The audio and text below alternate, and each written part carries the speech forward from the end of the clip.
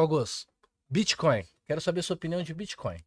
Na verdade, eu queria saber a sua. Porque eu vou. E nós vamos ter um debate aí, o 3 você tá sabendo? Como é que vai ser? 16/9, o lá que no defende Marcelo cada lado? Andrade. Lá no Marcelo. O professor Marcelo. Ele depende aí por bitcoinização no mundo, né? Maquinização, né? Ele acha que é a solução. Por mais que eu tenha lido o livro do 38, e aí no começo ele diz assim, se der certo, então ele usa um verbo de fato probabilístico, né? Ele não faz uma afirmação. E depois ele diz que a pessoa tem que ter aí entre 5, 10, 15% no máximo em Bitcoin. Então, por mais que normalmente ele fale, não, compre Bitcoin, vai salvar sua vida e tal, no livro, né, ele diz, olha, pode ser que aconteça, pode ser que não, e não invista tanto. Mas eu, assim, como um cara que acompanha o Nassim Taleb e fui nos cursos dele e acompanho de perto, eu conheço bem o livro de matemática do Taleb. Eu sei que muita gente tem questionamento com o Taleb por causa da pandemia, que ele andou usando máscara e tal. Qualquer dia nós podemos, mais tarde a gente pode discutir disso. Mas o fato do Bitcoin é o seguinte, é muito fácil de entender. O Bitcoin, ele não tem valor intrínseco. Significa o quê? Ele não tem nada dentro, ele é vazio, ele é oco. Ele não é um ativo. Ele não paga um dividendo, ele não tem... Por exemplo, o Bitcoin tem 5 funções, porque ele serve para guardar, ele serve para proteger, ele serve para transferir, ele serve para tal. Mas é como se você tivesse um canivete suíço na guerra. Na guerra você precisa de uma espada, você não precisa de um canivete. Ele vai te ajudar mas não para você atacar alguém.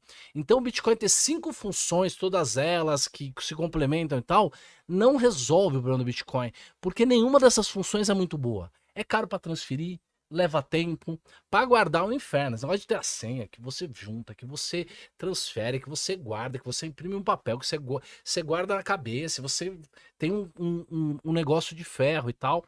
Então, tudo isso vai mostrando que o Bitcoin é uma ideia genial, mas ele tem pouca utilidade. As pessoas...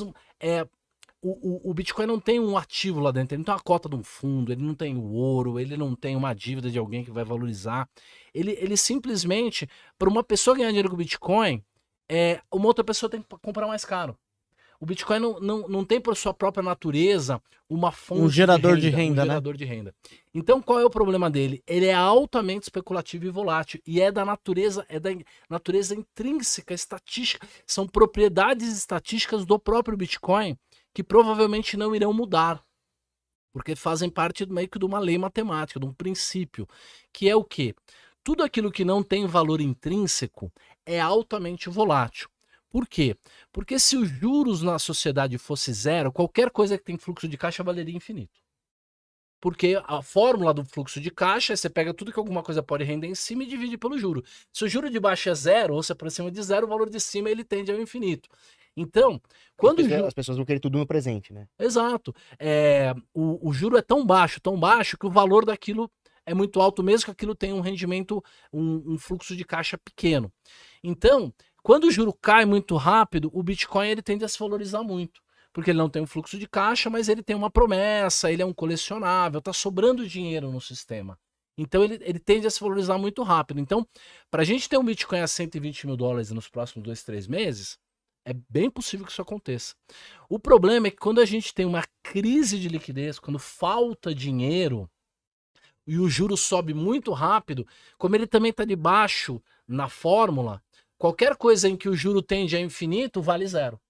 Então, a gente tem um ativo que é esquizofrênico, porque ele é altamente especulativo e se valoriza e é otimista quando o juro cai, mas quando o juro sobe, ele se desvaloriza e perde valor.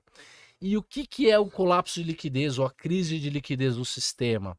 É quando simplesmente falta dinheiro. Todo mundo fala assim, a impressão de moeda, o M2, tem muito dinheiro em circulação. Mas o dólar hoje ele é lastreado em dívida. A impressão monetária não é o Fed imprimindo dinheiro, são os bancos que estão dando crédito para as pessoas. Porque o Fed pode dar dinheiro para o banco, mas se o banco não emprestar para alguém e guardar no caixa, não tem...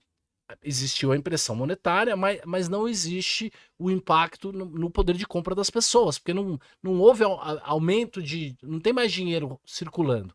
Só que a dívida existe e ela vai aumentando. Ela é exponencial. problema da usura, que é um outro tema que a gente pode tratar depois. Vai aumentando. E a dívida, ela só aumenta. Quando você tem uma crise de liquidez e os ativos da sociedade, porque o dinheiro que está sobrando, que foi impresso, ele serve para comprar imóvel, ele compra ações, ele não compra só bens no supermercado, ele compra ativos de valor. Na hora que os ativos de valor se desvalorizam, falta dinheiro e sobra dívida. Então, em algum momento vai faltar dólar. Por mais que a gente não pare de imprimir dólar, que o governo americano deva 35 trilhões de dólares, quando você tem a crise de liquidez, falta dólar, e aí tudo aquilo que não for treasury, tudo aquilo que não for cascalho mesmo, cai muito rapidamente. E o Bitcoin tem uma natureza que ele pode cair 90%, 95% num momento desse. Então, esse negócio de que o Bitcoin vai ser o colateral ideal, o ouro. o colateral supremo no futuro, um colateral ele tem que ter características muito próprias. Uma delas, por exemplo, é não ter volatilidade. O Treasury é legal como colateral porque, primeiro, quem deve é quem tem a impressora de dólar. Então, o governo americano vai lá imprimir dólar e paga. Ele vai pagar, ele pode dar um calote indireto através de impressão de moeda, de inflação. Mas o Tesouro americano ele é muito pouco volátil, ele é estável. O Bitcoin não. O Bitcoin é uma doideira, ele tem uma volatilidade de 60%, 70% ao ano. Então ele não tem essas propriedades que fariam com que ele pudesse ser no futuro o colateral supremo, né? Até porque ele não, o dólar ele tem lastro em porta-avião, ele tem lastro no PIB americano, por mais que a impressão de moeda seja muito grande, ele tem esses laços. O Bitcoin não tem. Mas eu queria saber a sua opinião. Se você tem Bitcoin, se você defende o Bitcoin.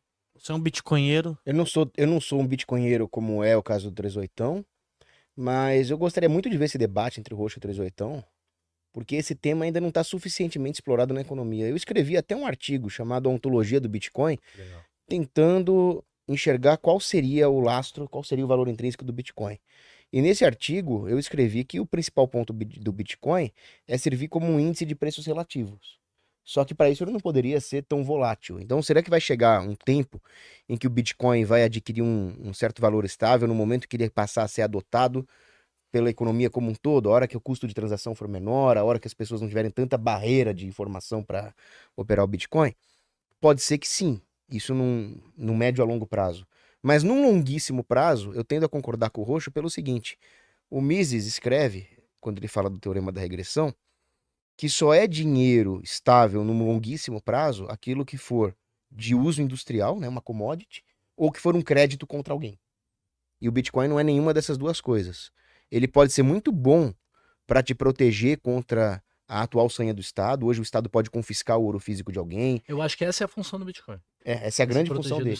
É uma função de hedge. Então, e até educacional. E até educacional. Eu acho que o papel do Renato é muito mais educacional, de trazer a Red Pill, dizer, olha, o Estado quer te ferrar, venha para o nosso Senhor Jesus Cristo, do que de fato a solução é o Bitcoin. Eu acho que a mensagem ela é mais importante do que a solução, porque a solução não foi provada ainda. Mas a mensagem está aí, é pura verdade. Agora eu queria perguntar uma coisa para você. O que você acha do uso da tecnologia do Bitcoin, do blockchain, mas para transferência de bens reais? Então, um Bitcoin lastreado em ouro, um Bitcoin lastreado numa cesta de commodities. Muito bom. Eu acho o seguinte, a tecnologia ela é revolucionária mesmo, ela é incrível, ela funciona, e eu acho que nós teremos funções para a tecnologia muito grande. A história de que um dia o Bitcoin vai ser utilizado e então ele vai ser implementado e aí a volatilidade vai cair, é um pouco questionável, porque o Bitcoin é mais velho que o WhatsApp. O Bitcoin é muito mais velho que o ChatGPT. Então, eu dizer, ele é novinho, não é uma tecnologia de 20 anos, não é uma coisa nova. E eu vou em palestra de Bitcoin aí, quando me convidavam ainda, né? Tinha 1.500... Tem 1.500 pessoas na plateia, eu falei, quem tem Bitcoin? Aí você tava lá, né? Tava lá. Todo mundo, eu tenho Bitcoin. Eu falei, quem usou Bitcoin nos últimos 2 anos? Ninguém levantou a mão. Quer dizer, as pessoas não utilizaram. Então, eu acho que o Bitcoin ele tem que fazer parte do kit libertário. Entendeu? É um fundo falso na parede de casa, tem que ter lá um lingote de ouro, entendeu? Tem que ter lá uma comida desidratada, um pendrive lá com as criptos, um 38 para e um terço e uma Bíblia. Isso aí, com certeza tem que ter. Então, eu acho que nesse sentido ele tem a funcionalidade. mas quem vai dizer é o mundo. Mas o legal é que eu e o Renatão, a gente concorda 97% dos temas. A gente concorda com o problema, a gente concorda com a solução de Cristo, a gente concorda da crise moral e tudo mais. É mais uma questão de que, para mim, a solução é um portfólio diversificado. Eu acho que, por exemplo, o paraíso fiscal, ele é um lugar seguro. Porque é o mesmo lugar que tem o dinheiro do corrupto. O cara não vai tirar o dinheiro roubar o dele. ladrão. Então, assim, é claro que é caro, mas, por exemplo, você já tem algumas soluções tecnológicas de offshore. Então, são startups que estão em offshore, que te dão um serviço financeiro bancário, Sim. como se tivesse em Cayman e tal, mas numa condição muito mais barata. Só fazer uma parte rápido. Se for acontecer alguma coisa ruim com o offshore, você vai perceber, porque as mudanças políticas para que isso aconteça são perceptíveis. Aqui, nesse país aqui, pode acontecer de um dia para o outro, porque ninguém nem respeita a lei. Você nem precisa mudar a lei. Dá na cabeça do Xandão, acabou. Exato. Não, e o cara, para mudar a lei da offshore, ele vai ter que dar um tiro no próprio pé, né? Porque todo também vai tem ter dinheiro lá na offshore. Também. Não, e também eu acho que no caso das criptomoedas, do Bitcoin e de outras moedas, eu acho que é mais a facilidade de transações, porque hoje, pô, tem uma empresa que presta serviço aqui no Brasil. Às vezes até ela mandar o dólar lá de fora para alguém aqui demora 2, 3 dias. Em USDT o cara manda em 1 minuto, menos de 1 minuto. Mas... Então aí acaba sendo, né? Aquela história de que um cara lá na Ucrânia fez uma transferência de Bitcoin que é usada para justificar que alguém usou a bigodagem. É bigodagem pura. Cara, cartão de crédito funcionava, Switch funcionava tudo. Isso é conversa. Agora, outra dúvida que eu tenho, que eu quero tirar com você. Você falou que o Bitcoin já é mais antigo que o próprio Zap, né? Mas se vai chegar um ponto em que a dona Alzira vai comprar um chuchu na feira com Bitcoin, e o que vai acontecer quando esse dia chegar? Não vai acontecer. Não vai acontecer porque na Idade Média, as pessoas ainda usavam o denário. Então, não é que a Roma degradou e acabou e a moeda mudou e foi outra moeda, não. As pessoas ainda usavam o denário. E ele era escritural. O que eu quero dizer com ele era escritural? Como a gente vivia no feudalismo, a confiança... Existe uma coisa chamada capital social, que é a confiança que um tem no outro, que é muito importante. E está cada dia mais baixa no mundo todo. O Brasil está exportando, inclusive, picaretagem e falta de confiança social para o mundo todo. Veja como é que está Portugal e outros lugares. Mas, voltando ao tema, como é que era na Idade Média? Tudo era no caderneta. Entendeu? Então, o cara devia um denário pro outro, aí ele pagava com um cabrito, aí dava a colheita, aí o outro devolvia com, sei lá, azeitona e tal. Então, assim, as pessoas continuaram usando a mesma moeda do Império Romano durante boa parte da Idade Média. Tinha moedas regionais ali também dos príncipes da região, mas não era uma coisa física, era discricionário. As pessoas anotavam na tabela e depois faziam a liquidação com bens. Não, e mesmo que não existisse mais o Império Romano para ter um lastro na forma de imposto, tinha metal ali. Isso que é o ponto, né? Tinha ainda um lastro, né? Hoje em dia, qual que é o lastro do real? A gente pode continuar usando o dólar para coisa barata, entendeu? Para você pagar o real e tudo. Por quê? O dólar é a única fiat real. O resto são derivativos do dólar. Todas as outras moedas são derivativos do dólar. Então, a gente pode continuar usando o dólar se degradando, se desvalorizando, desde que o nosso patrimônio esteja bem investido. Ninguém investe em dólar. As pessoas investem em ativos dolarizados. Quando eu compro um apartamento em Miami, ou quando eu compro, sei lá, um portfólio de ações em algum lugar, eu não estou comprando dólar. Eu estou comprando ativos que estão precificados em dólar e que tem algum tipo de correlação com o dólar, mas eu não estou comprando exatamente a moeda dólar. Então, eu acredito que talvez a moeda não mude tanto. E existe um cara muito bom que vale a pena estudar, chamado Brent Johnson, e ele tem uma teoria chamada teoria do milkshake do dólar. E ele diz que tudo vai terminar com o dólar sugando a liquidez do mundo inteiro, no final das contas. É claro que depois o dólar pode colapsar depois disso, e depois a gente pode, sei lá, criar uma outra realidade. Mas o fato é que, tudo bem, o final de tudo pode ser o colapso do dólar, mas todo o resto vai colapsar antes. Outras moedas vão colapsar antes. Então é complicado. Mas e a China e a Rússia? Gente, quem acredita no Estado daquele tamanho, com aquele tipo de incompetência? Eles estão comprando ouro. Mas, pô, Se o Xi Jinping tá comprando ouro, nós temos que vender, porque ele não é trader, né?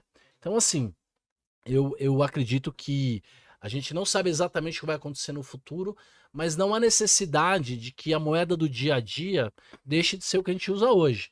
O que precisa é que o patrimônio esteja bem alocado em ativos reais. E outra coisa interessante é que a maior riqueza acumulada lá pelo Xi Jinping não é nem ouro. É título da dívida americana, que está colateralizado em dólar. Exato.